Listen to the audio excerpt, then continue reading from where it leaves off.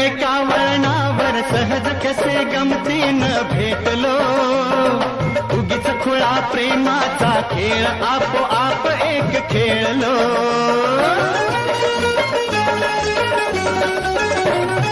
रंग त्याच खेळाचे अंतरंगी नकळताच उतरले, रंगलास तूही त्यात मीही त्याच प्रेम रंगी रंगले.